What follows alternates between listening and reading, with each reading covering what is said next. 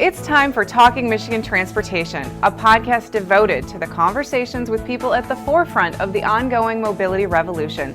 In the state that put the world on wheels, here's your host, MDOT Communications Director, Jeff Cranston. Hi, welcome again to the Talking Michigan Transportation podcast. We are recording on Wednesday, July 15th, and today I'm speaking with Baruch Feigenbaum, Managing Director of the Transportation Policy at the Reason Foundation.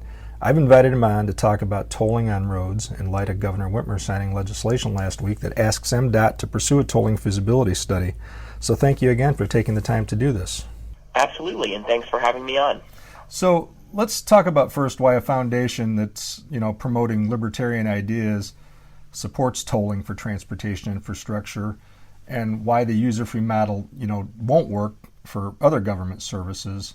I know you can't measure the intangibles and assign a value to all of them, but I think the question we face when it comes to transportation is what it's worth to be able to travel freely on a road whenever we choose. And it's not just the user or the use, obviously, it's the constant availability that creates options, and who is getting and should pay for the benefit, just the person on the road or also the person or business they're going to see. I know that's a lot, but I have a feeling you have a lot of thoughts on those things. Yes, well, it's a great question. It is somewhat complex. And so the way we look at things, where it's possible, we always support a strong users pay, users benefit mechanism. And other mechanisms in transportation, such as the gas tax, are also users pay, users benefit. But we like tolling a little bit better because instead of paying a fee that goes to a bunch of different roadways, regardless of which ones the individual traveler uses, in tolling, the traveler is paying exactly for the roadway that they're using. And there's some abilities later on in terms of varying price with tolling based on congestion. I don't think we're quite ready for that in most places, but we like that principle. Now, for other things that the U.S. Spends money on, such as defense, it's pretty hard to figure out a system where we could pay exactly for the amount of defense that each individual person uses, which is why that's generally easier to pay with for general funds or other types of expenditures. But where feasible, and transportation is not the only area, but where feasible, we really like user pay, user benefit, which is one of the reasons we like tolling. Talk about other places where a user fee is feasible, other services, obviously. Sure. Well, I think you look somewhat at education, higher education, and you sort of got a user pay, user benefit system there, although obviously there's some subsidies for public universities. There's also certain environmental programs, certain parks. If you think of national parks, the folks who pay for them are by and large most of the revenue they get. Again, there's a little bit of a general fund revenue, but it's types of services where that's feasible, whereas something else that's basically what we would call a common good, it's just harder to charge individual fees for those. Yeah. Well, it seems like when it comes to tolling and roads, that the enthusiasm that was around, 10 or 15 years ago when places like Texas were embracing the idea, it seems like that's slowed some. Do you think that, are you starting to see a revival of that interest? Yeah, so that's a great question. So I think in terms of tolling, it's really important to approach it correctly, and that might mean going a little slower than some policymakers would like. I think tolling is still generally popular, and I think as we're facing more challenges with the gas tax, it's going to become more popular because it's one of the few feasible options. I think in the case of Texas, they built a lot of toll roads within a very short period of time, and folks almost got a little anxious about that and had a little bit of toll anxiety because they thought maybe the state was going too fast. Other places like Virginia and Florida have been pretty successful with toll roads, and they've gone a little bit slower and had a little bit more deliberate effect. I also think they've done a better job of speaking with the community, making sure everyone's considerations are taken care of. So I think tolling is still popular, but it's important to get it right, and it's also important to consult with the community before the projects are constructed. Well, I'm glad you brought up Florida, because the whole reason you and I are talking about this, obviously, is that really some 70 years after Michigan abandoned a turnpike commission, a turnpike authority, and was going to look seriously at tolling and decided not to go that route. There hasn't been a serious study or examination of it since then. And the conventional wisdom is, Michigan's a peninsula state, so tolling wouldn't work. But it's worked very well in Florida, which is also a peninsula state.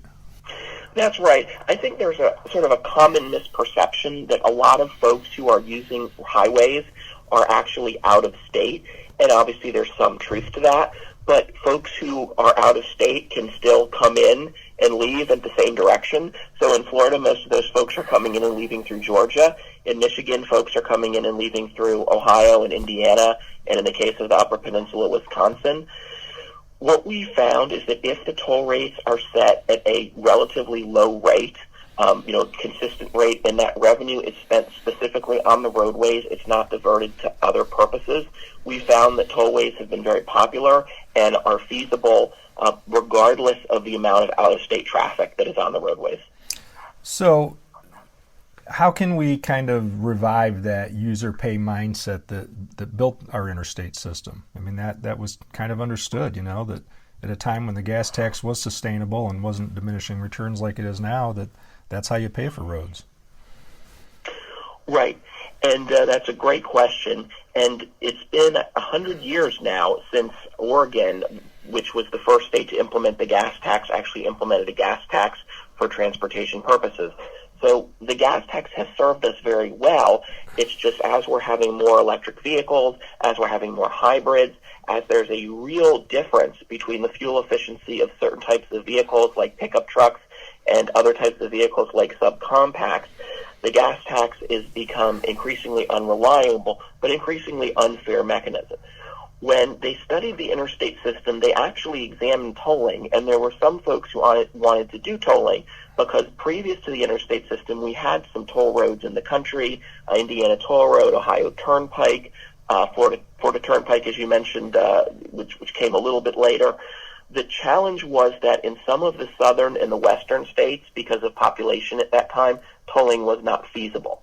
But now, due to two things, one, the increase in population across most of the country, and two, something that we call all electronic tolling, which means instead of toll booths and toll booth operators, which are obviously expensive because you have to pay the toll booth operators, we have these small stickers called transponders, and we have these detectors called gantries. And when a vehicle passes under this detector with this gantry, the funds are automatically deducted out of a prepaid or a postpaid account.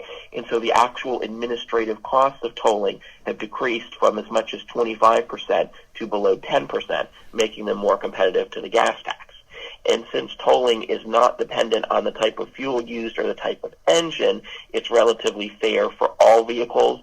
Truckers pay higher toll rates just as they pay more gas tax because they use more gas, but it's generally proportional to the use and thus eliminate some of the problems based on what type of vehicle a traveler has. So do you recommend, Robert Poole, who obviously is an associate of yours, somebody you're familiar with, that approach of refunding fuel taxes paid by toll road users? I know that would probably require higher tolls and create a kind of money go around, but is that something that you would support? Yeah, and as you mentioned, I work with Bob Poole, so I do know him pretty well. And we do support the refunding of gas taxes because we think tolling should be the successor to the gas tax. It shouldn't be complementary. Now, the tolls that are paid might be slightly higher than the amount of gas tax collected in order to make sure that we maintain these roads. But we think it's important not to have the double taxation. And so there's various ways administrative to do it. For trucks, the state of New York has a system, Best Pass, where if they pay tolls, the gas taxes are refunded. So it's not theoretical, it's something that actually happens in real life. And we think this could be applied in Michigan and other states as well.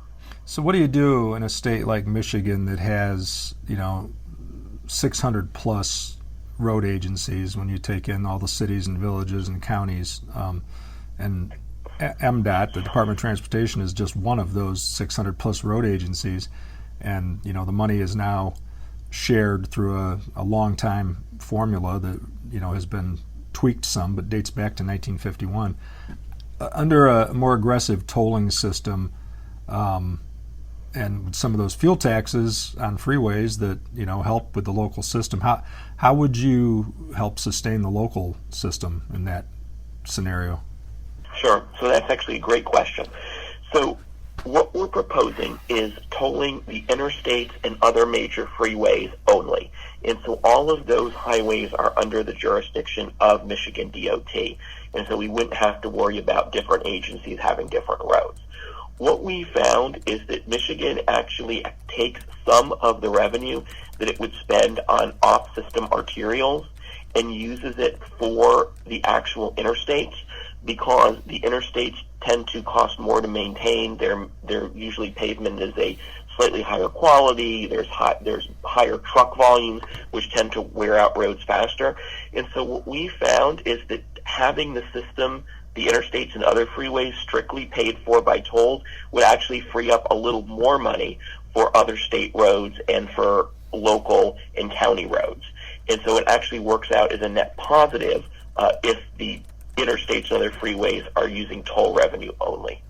Okay, so let's talk about how we got here, and how did raising revenue, even for something as essential as transportation infrastructure, which is our literal foundation, how did this become so difficult? And you know as well as anybody, because you study these things closely, what's happened with tax pledges in various states, and how that's affected a mindset of a couple of generations of legislators now and people that get to Congress and just say, you know what, I know the roads are falling apart and we need to do something, but I'm just not going to support a new tax ever.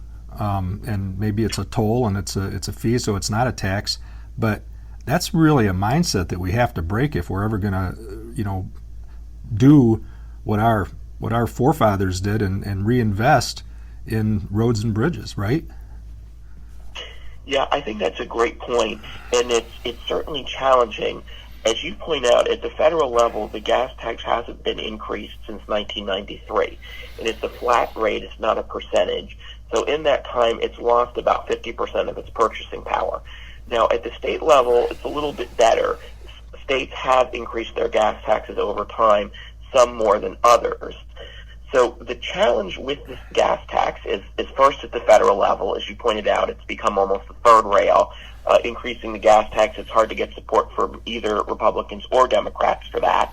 And even if we increase it, in order to solve the challenge, we'd have to index it to both CAFE standards, the efficiency of vehicles, and also inflation, something which some states have attempted to do, but is very challenging and would be a non-starter at the federal level.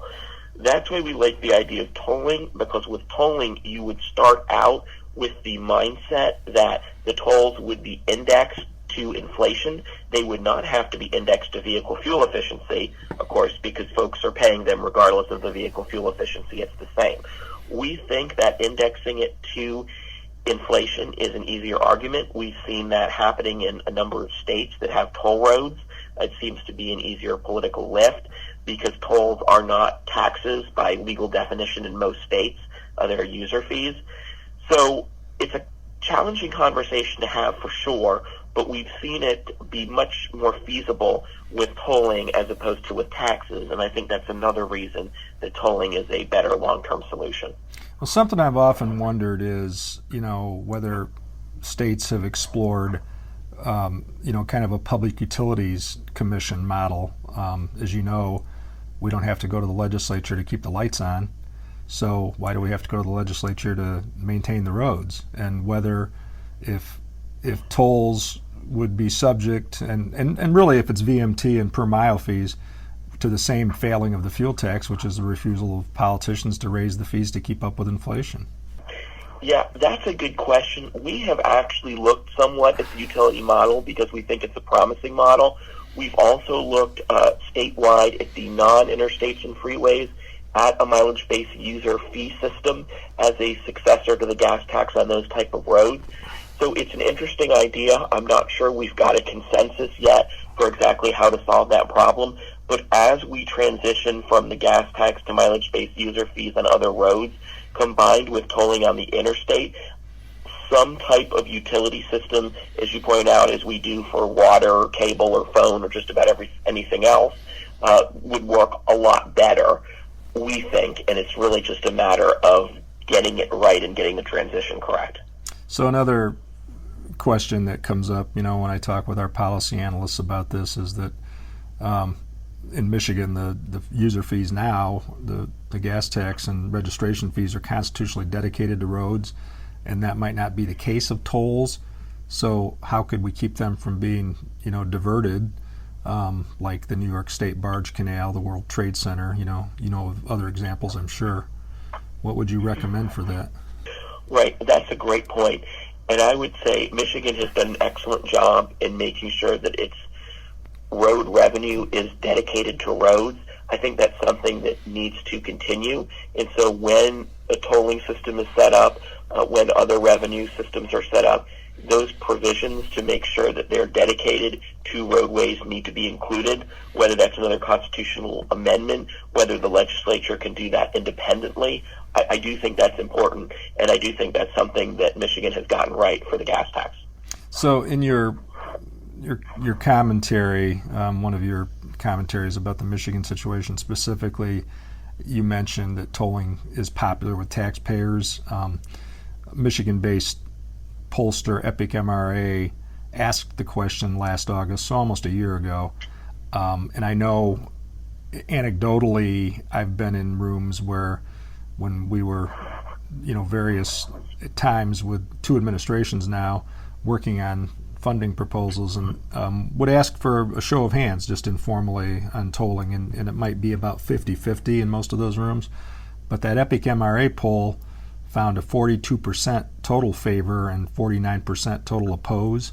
There was 19 strongly favored, 23 somewhat, and 13 were somewhat opposed, and 36 strongly opposed. And now, it was a reputable firm, and it was a good sample, but these are all snapshots in time, obviously. So I don't know. I'm kind of wondering what evidence you were basing your generally supportive assertion on. Sure, that's a great question. So what we found is it really depends on how the tolling and gas tax and the different revenue options questions is asked. If you ask folks if they want to pay more, a clear majority are always going to say no. If you ask folks which option they want to pay, whether it be a gas tax or tolling or sales tax or something else, we found in a number of surveys, tolling is always the most preferred. And we believe the reason it's the most preferred is because the folks who are using that roadway are the ones who pay the toll. Folks who don't use that system don't have to pay the toll, and so in their view, they're getting a good deal. And so there's a number of folks in Michigan who don't use the interstates or other freeways on a regular basis, and so to them, they would perceive this as a better deal. We've also found that there's some challenges in terms of explaining exactly what tolling is.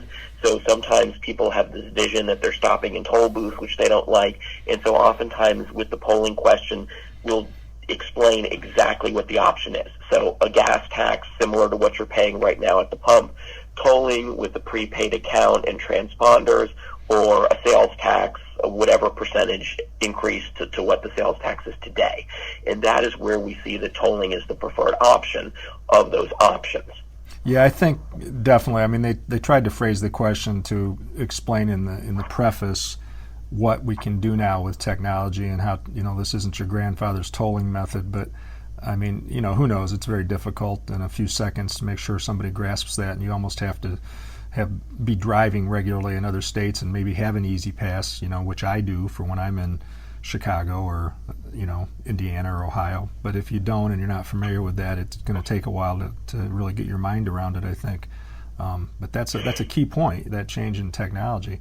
You also talked about the delivery economy and how it's growing by double digits, and truck traffic is expected to grow. And you specifically referenced in Michigan, I-94 between Detroit and Chicago, really between Canada and Chicago, and I-69, which when 69 is completed further in the southern states, would link Mexico and Canada, which is our most important trade partner, obviously. Could you talk more about that and why you think those projections are what they are? Sure. So when we look at the fastest growing travel modes or travel trends, and granted some of this was before COVID, and so things are a little slower now, but we think over time they'll ramp up, we see trucking as an enormous increase. And the reason is folks want to buy things. And most of the things that they want to buy come via truck. Some travel via train, but it really depends on the commodity. And obviously there's not train tracks everywhere. There has to be a method of getting the goods, even that travel by train, from the warehouse delivery to the actual store, or in the case of delivery to someone's home. And so we see these increases in truck travel over the next 25 years of well over 100% increase from where it is today. And so if we look at that, even on roadways right now where there might not be a lot of trucks or there's not a lot of congestion, there's going to be problems down the road. And I-94 and I-69 are two roads that even in sections in Michigan today have some challenges. So we think that those roads are going to be especially good fits. And with the delivery economy, we think that there's going to be more individualized deliveries, and so maybe even more goods that people are ordering 10 years from now versus what they're ordering today. So the increase in driving among passenger vehicles is going to be there, but it's not going to be near the size of the increase in trucks. And that's why we really laser focused on trucks and laser focused on those two corridors particularly, which we think have the biggest impact for an increase in truck traffic.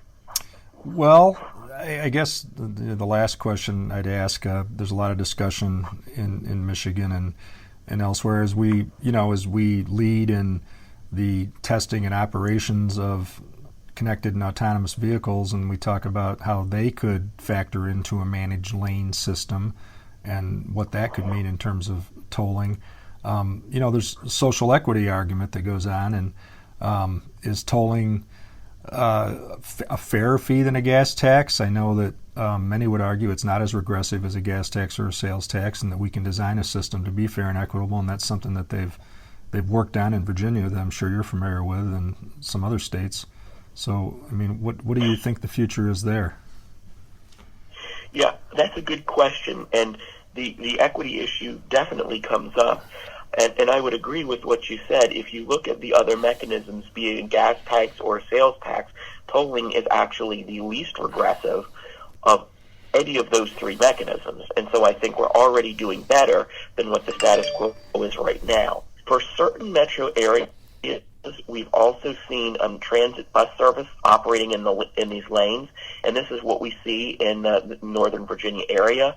And we're a big proponent of these services. We think high-quality express bus or bus rapid transit in metro areas can offer really high-quality service at a relatively low cost, especially the construction costs, because the transit vehicle is sharing the right of way with the cars, and with the ability to vary tolling, the price of tolling, I should say, in certain circumstances, that can ensure that there's a congested-free travel option.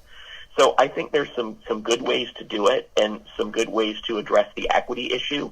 It's one of those things where a conversation with the community is needed, and there really needs to be an open discussion with some education about this is how tolling is going to benefit transit, so it's not just a roadway solution, it's really a multimodal solution.